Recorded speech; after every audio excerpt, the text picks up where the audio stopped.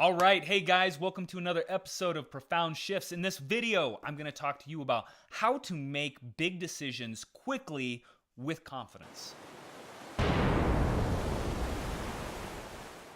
Okay, so have you ever heard that leaders can make big decisions quickly and they rarely change them? If so, it means you've been doing your homework, because in Napoleon Hill's book, Think and Grow Rich, he talks about how leaders can come to big decisions quickly and are slow to change them. And is that something that you recognize inside of your life? Are you able to make the big decisions quickly? Maybe, maybe not.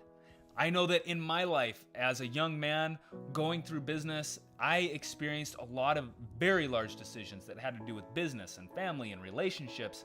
And a lot of times I felt paralyzed.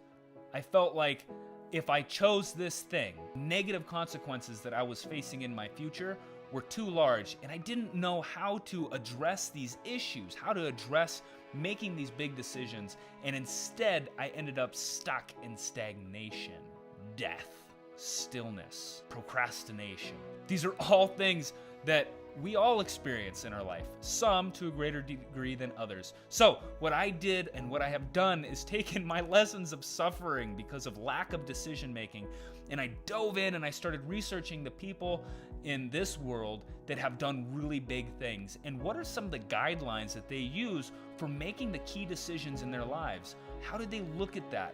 And it really comes down to the questions that we ask ourselves. It's the questions that we ask ourselves that determine the actions that we get.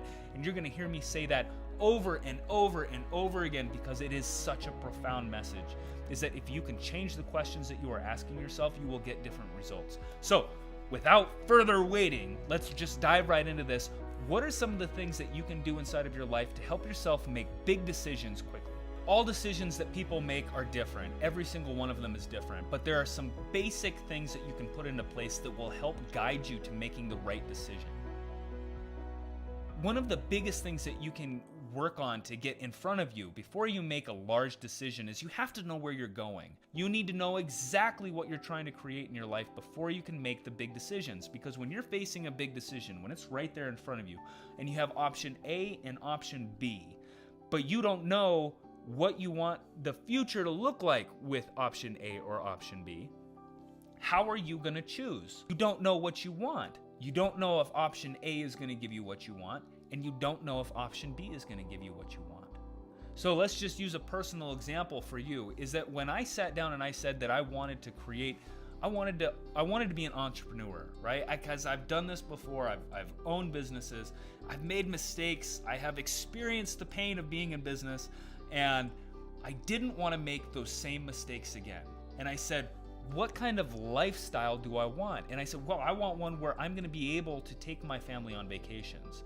I want one where the money comes in and it's not necessarily tied to the time that I am putting work out.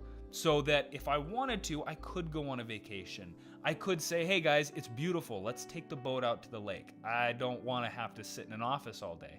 I wanted the freedom to be able to do that. I also wanted the freedom to create something that would scale. And so when I had these targets in mind, it was much easier for me to make a decision on the type of company or the type of business or the type of work that I was going to put in or create for myself. You got to have a vision before you can make the big decision. Let's dive into what you need after you have that vision established for yourself. And one last thing about vision. I really don't want to see you guys get bogged down in trying to come up with the exact thing that you want in your life. That's really difficult. Most people don't know what they want. And look at the results that most people get. Break the mold. Be unique. Spend the time. Go through the pain, because it's painful. It's difficult trying to figure out exactly what you want from your life. Start broad. It's like painting a picture.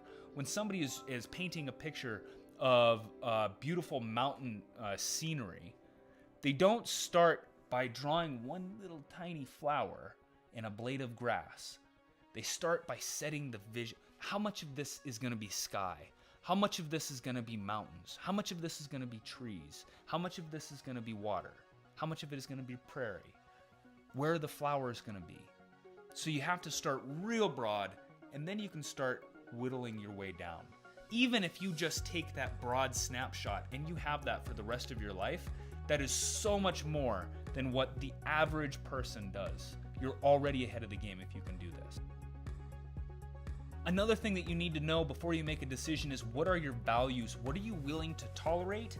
And what are you not willing to tolerate inside of your life? Because if one of your options is going to take you to a place with something that you will not tolerate, then you already know that that option is off the table. It's canceled. So knowing your values and your principles beforehand are key to being able to make big decisions quickly. I know you probably thought that I was going to lay out something that you could go through and you would be able to just jump right in and make big decisions quickly. But before you can become the kind of person that does that, you have to get some things real clear inside of yourself. Self-development. It's there for a reason. Self-development is about more than just becoming wealthy. It's about more than becoming a better parent or having healthier relationships. It's about developing yourself to have a higher degree of mastery so that you can create what you want inside the world. Bring your creations and your manifestations into this reality. And once you know these things, you'll be able to look at your decision and say, will this take me closer to my end vision, my end target, or will it move me farther away from my vision or my end target?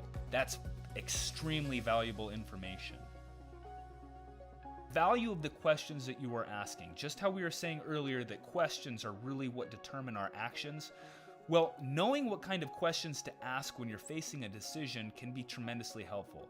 I want to jump into something that I talk about in my book, which, by the way, there'll be a link down below if you want to download it for free. It's a book and an accompanying workbook that will help you make big decisions quickly. One of the things that I talk about is a reward versus a pain-driven model for looking at questions. And so many of us, from general society, from going through school, and just human nature, we address making decisions with a pain-driven model. And what I mean by that is that we're looking out into the future and we're looking through the lens of the decisions that we make. And when we look into the future, we say, where could this decision hurt us? Where is this decision going to cause us pain? And so we may look at a decision and say, this, and this could go wrong. And that's going to hurt bad. We fail to look at, what are all the benefits? What are all the positives? What are the things that we're going to walk away with if we go through that decision? That's a fundamental changing point, is when you can shift your perspective from pain to the reward.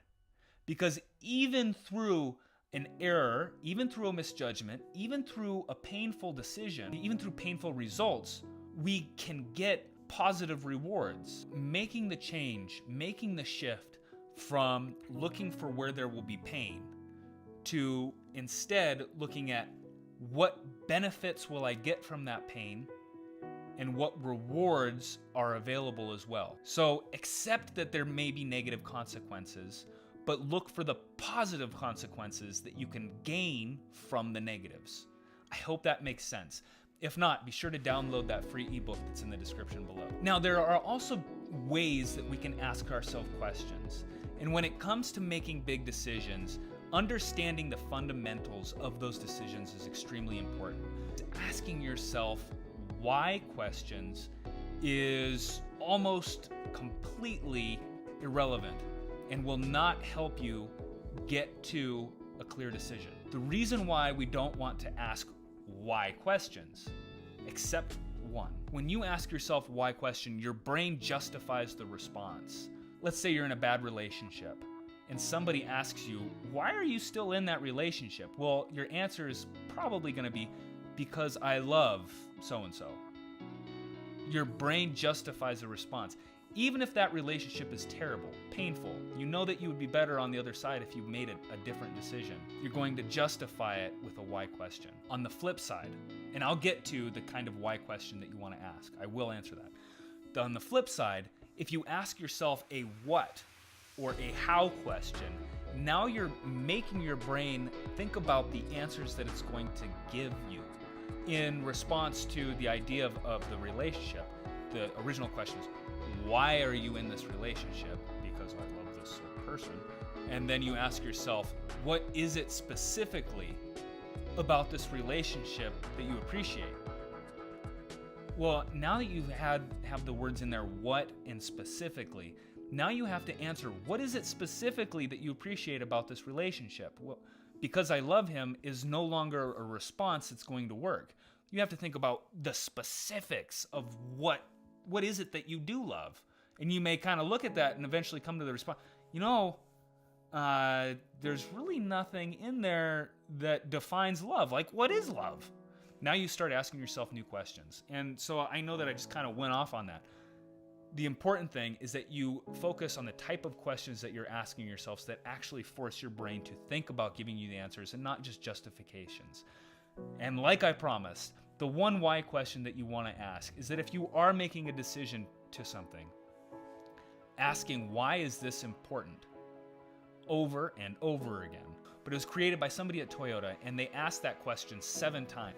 Dean Graziosi talks about inside of his book, Millionaire Success Habits. He says that when you're approaching something that's important to you, that you want to really understand the fundamental drivers behind what you're doing, is you ask yourself why 7 times. And so you start out with something and you say, why do I want to establish this landscaping company?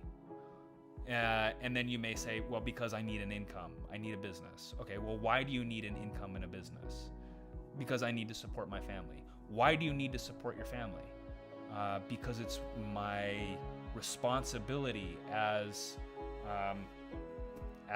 the husband and father figure. Why is it the responsibility of the husband and father figure?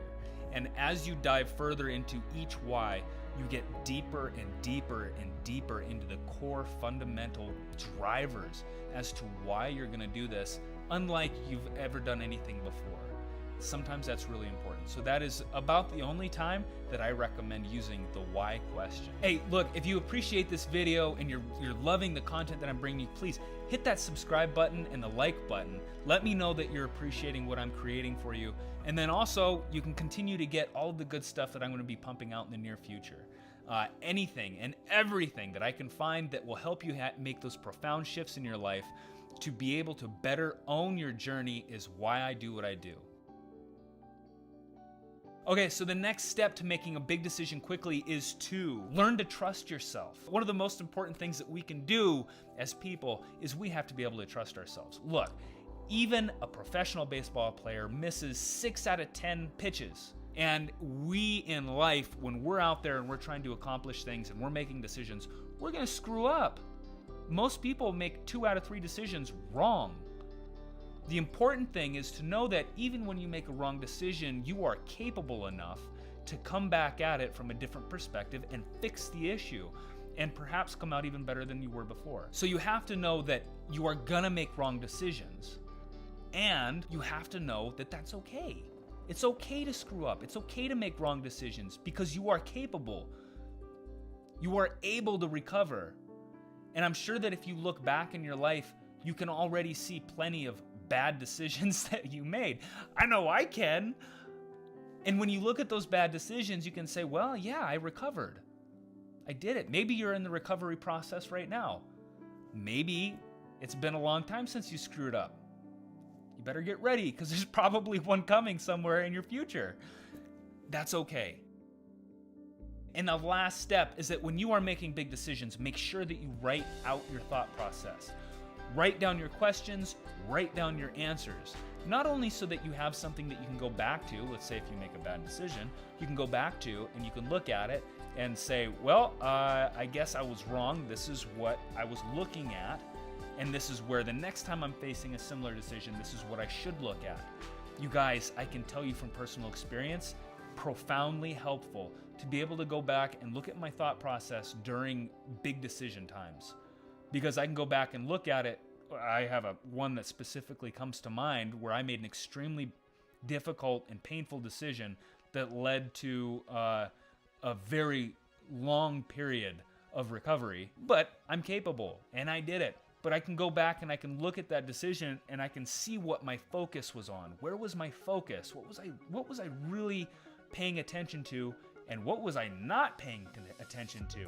And I know that the next time I make a big decision, it won't happen again. All right, so make sure that you get that free ebook in the description down below.